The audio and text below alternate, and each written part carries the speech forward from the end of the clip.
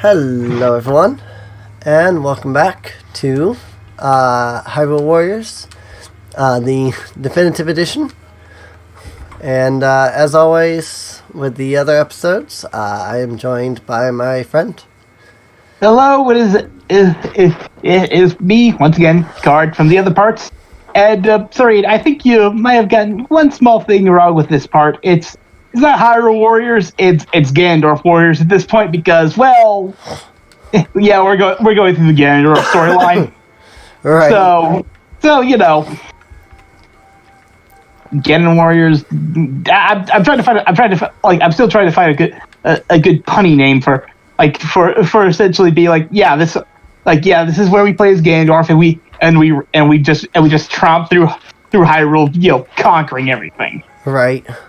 Like last time we got the former giant monsters under Sia's control, back under our boot heel. So and now it's off to the Valley of the Seers to quite literally, stomp that place in. Yep. Hey, cool. Piece of Darknet armor. I needed that. I still need Moblin Flank and Stallmaster Wrist Bones. Alright. I need to get the rest of that combo. Alright, looks like I've done with everybody here. And we can move on into the Valley of Seers. So yeah, last episode we stomped the Gerudo Desert. Now we're heading back to the Valley of Seers to stomp out Lana. Yeah, I was like, all right, got my army back, got my minions back. Time to go lay waste to all Hyrule, even if I have to do it myself. Yep. And continuing on from last part, we went over the kind of one bad Ganondorf fight, that being the first one, and and just because it's how you need something specific that the game never hinted towards. Yeah. Were there any other sort of quote unquote bad or sort of just the or the ugly fights as you sort of call them? Right. So we did start mentioning when it comes to other Ganondorf fights, what's considered good? Are we talking the fight from Ocarina of Time, both the Ganondorf, the Great Evil King, and the Ganon fight itself? Of course, there was Wind Waker and Twilight Princess. We actually got sidetracked because we were talking about, do we even want to stretch it into the Demise fight?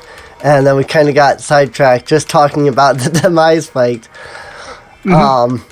Because if we wanted to get really nerdy and technical, Ganondorf is just technically the reincarnation of Demise. So it's just should that be included in terms for talking about Ganondorf, because right, Ganondorf is essentially a reborn Demise. Right. On that, I would say probably not. Because the way that Hyrule Historia seems to indicate, it seems as though every villain, Vadi, Bellum, etc., all of them are Demise in some way. So if you consider that, you'd be going through a list of every fight. Okay, so then we'll just stick to the king, the Gerudo King himself, the man who in this game has a glorious mane of hair. Seriously though, that mane. Right. Oh yeah. So sticking to Ganondorf or Ganon, because they actually are the same person. Every Ganon has been a Ganondorf in some means. It just depends on whether we actually see the human form of the Demon King or not. Right. And on that note, I would be hard-pressed to determine which of the two I prefer more. The Wind Waker fight, which was absolutely glorious and freaking amazing, or the Twilight Princess fight. Yeah, because it's like, because, it's both fights. In both those fights, in Wind Waker, you thought you were going to be facing Ganon, but it's like, no, it's just a puppet. Like, I am not, by God, like Zelda except for the last phase, actually contributes a lot to that fight. Holy crap! Right. Also, just as a side note, I love just how ridiculously overpowered his AoE attacks are in this game. Like we've mentioned, I've made the jokes before, and I will continue to make them as long as he is playable. Like, in this game, he is essentially Hyrule's Lu Bu. And for those who play Dynasty Warriors, they all know the rule: do not pursue Lu Bu because unless you're high enough level, or you've done sufficient amount of grinding, he will stomp your face in. Right. And whenever you get to play as him, you stomp faces in. See also what's right in front of us. Right. Oh yeah, no, I definitely agree. I mean, I've never played the original Dynasty Warriors games, but Ganondorf is ridiculous. So, and once again, apologies for those who didn't see the last episode, but I have been dealing with a lot of things. One of those being this cough. So. But yeah, anyway, at least between the two of us, the consensus is that two of the best fights, pretty on par with each other. Not sure which one is better than the other, is the Wind Waker and the Twilight Princess fight, just because of the sheer scale. I mean, for Twilight Princess, I'd definitely give it the more cinematic route, because you go from a possessed Zelda to fighting his monster form, to then the one-on-one sword duel, which you can choose kind of easily if you know how to, but you really should go through that with the whole one-on-one fight, because it's just like, oh, this is you can tell that Ganondorf is like, all right, no more tricks, no more magic, you, me, one-on-one, let's do this. Right. Oh yeah, definitely. I mean, the Twilight, the thing about Twilight Princess especially, is that the whole game really is a much more cinematic experience than your average Zelda game, which to me I thought was really good. I really liked it. It's not Metal Gear levels of cinematic, because let's be honest, there's about, I don't know, I'd say 20-30 hours of gameplay and maybe an hour or two of cinematics. It's not, like I said, it's not Metal Gear Solid, the 20 hours of cinematics with 2 hours of gameplay. Commentary. Oh, hi, Impa. Nice. It's nice to see you.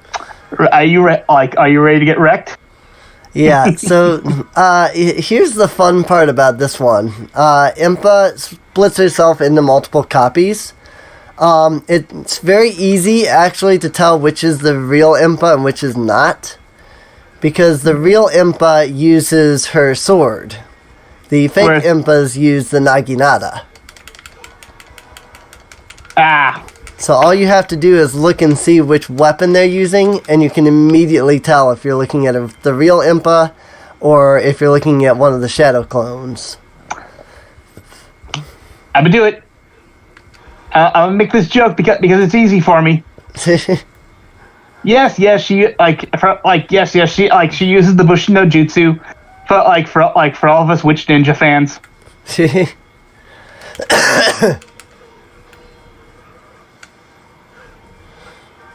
But hey, at least with Sheik, she's got the whole Sheik of magic excuse for how she could pull this off. Right. I mean, the Sheikah basically are ninjas, so let's be honest.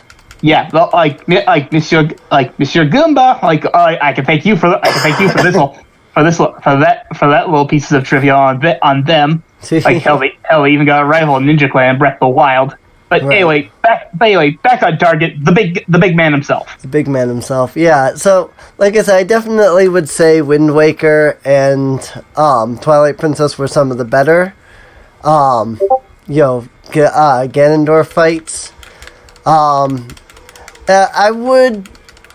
would agree that the Ganondorf fight in Ocarina of Time is epic. But when it comes to Zelda, Ocarina of Time was, admittedly, and I think everybody can agree to this, limited. By its, generation, the console it came out on, and so on. So it's understandable that the Ocarina of Time fight was done the way that it was. And I have no problems with that. If somebody thinks, "Oh, I'm complaining about I'm not trying to complain about it, because it was a product of its time, and for its time, it was epic. But looking at it from a modern viewpoint, it's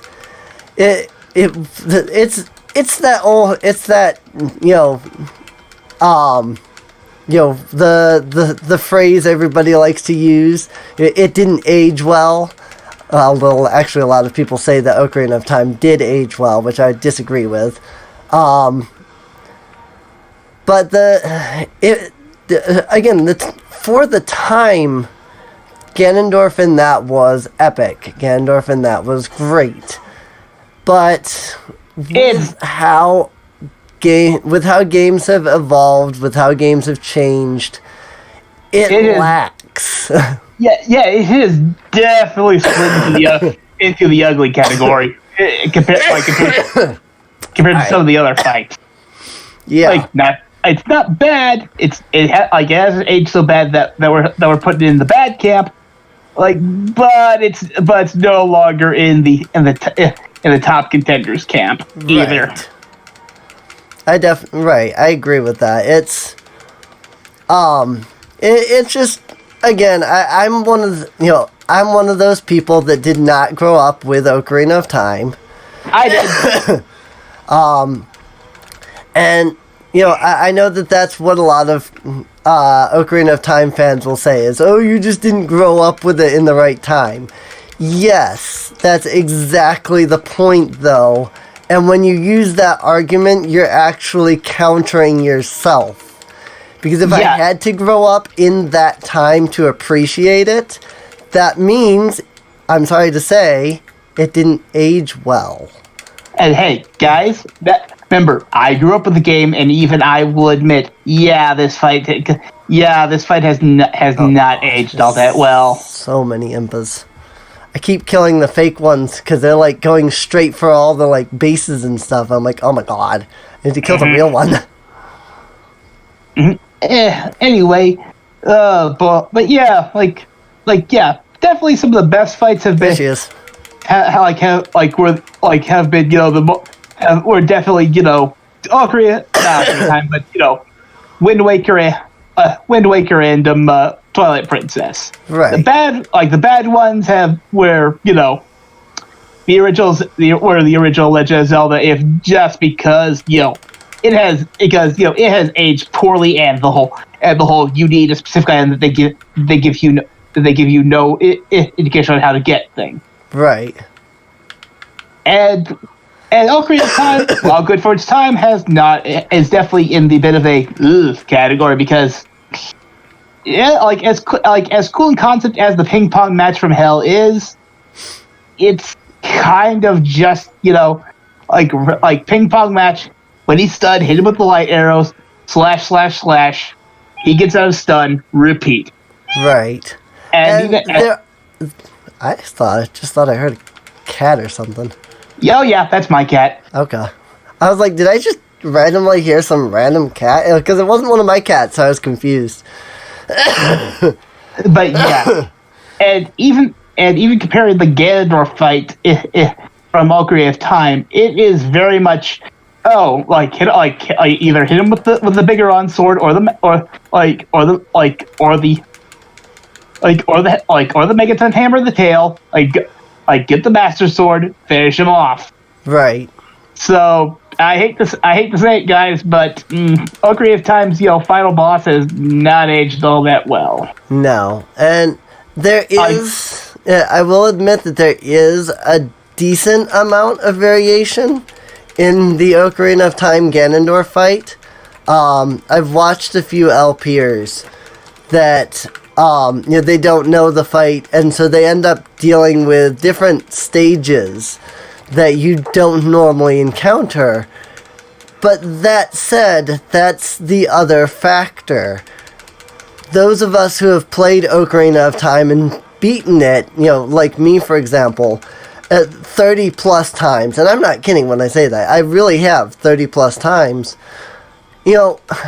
I generally don't see much beyond his first stage, where he literally is. He just shoots the one thing at you and you bounce it back. I almost never get that, great big, he absorbs a bunch of energy and you have to shoot, the multiple things back at him. I almost never see that anymore. I think the last two Ganondorf fights, the last two times I played Ocarina of Time, I didn't encounter that at all. Because A, it is random which ones he uses. B, some of the randomness is how much damage he takes. After a certain amount of damage, he goes into a second phase and things like that. And some of that is just simply, I have learned the strategies to dealing so much damage to him in the first hit that he has 2 hit points left by the time I get to hitting him the second time, and then he dies, kind of thing. And it's okay. Unfortunately, because we've played this so much, we've taken the fun out of it. Right. That's exactly what I was trying to say.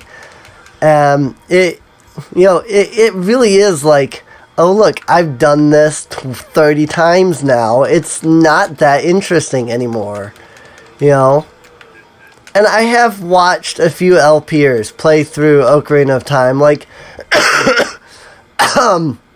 we got Nico. Is this the part with the LP where we reference Nico B again? Yeah, this is the part where we reference Nico B again. Watching Nico B play through Ocarina of Time was admittedly really refreshing. Watching somebody play the game for the very first time is extremely refreshing. It gives you that sense of oh wow, this is what it feels like, to play this for the first time, because I haven't experienced that first time playthrough in so long now, So watching Nico B struggle was fun, but also I've noticed that a lot of the time, I've played Ocarina of Time so much, so I feel like I know all the strategies and things. And I saw Nico B do some things that I went, okay, I never would have even thought to do that on that particular boss, And it was also refreshing to see, hey, there is still new stuff to learn, despite just how much I've played this game, Mm-hmm. But at the same time, I've also played the game so ridiculously much that, yeah, as you said, I've taken a lot of the fun out of it, And trust me, once something stops becoming fun, it becomes a chore. And if it's a chore, you are no longer going to want to do it anymore. It's it's why sometimes there are certain games that I've never beaten because it became a chore. Yeah, and unfortunately, I hate to say it, but I am currently facing that with another game I've been playing, Hyperdimension Neptunia. The very first one, I've been playing it, and I was enjoying it a lot, but I got to the part where you're able to do all the plans and the rebirths and stuff like that, And it started to feel like a chore because I started going through all of the, the remaking and doing the levels over and over again and things like that. And I was just like, okay, see, now I've done this so much that it feels like a chore. But at the same time, I also know that I have to go through a lot of this and do the the quests that they give you. A lot of them are repeatable, so you're seeing they're repeating the quests over and over again. And it's just like, I've done this one 100 times now. Trust me, if you think it's bad in the first game, just wait until the sequels. Yeah. So it's that again. That's just my thoughts on Ocarina of Time. It's not a bad game, but I've played Ocarina of Time so many times that I feel like there's nothing really left to really do, to learn, to enjoy. Top that off with how old the game is, how bad some of the controls are, and it really does feel like a chore, Going back to Ocarina of Time after playing Wind Waker or Twilight Princess or especially Breath of the Wild. Oh boy, Breath of the Wild's Ganon fight. Ooh, that's gonna be a discussion for next time. That'll be the discussion for next episode. That said, if you did enjoy this episode, please feel free to subscribe if you're not already. Feel free to check the video description down below for a link to the playlist so you can catch up on the previous episodes that you may have missed. And also check my Patreon also in the link down below. And with that, we will see everyone in the next episode. Ciao. See you later.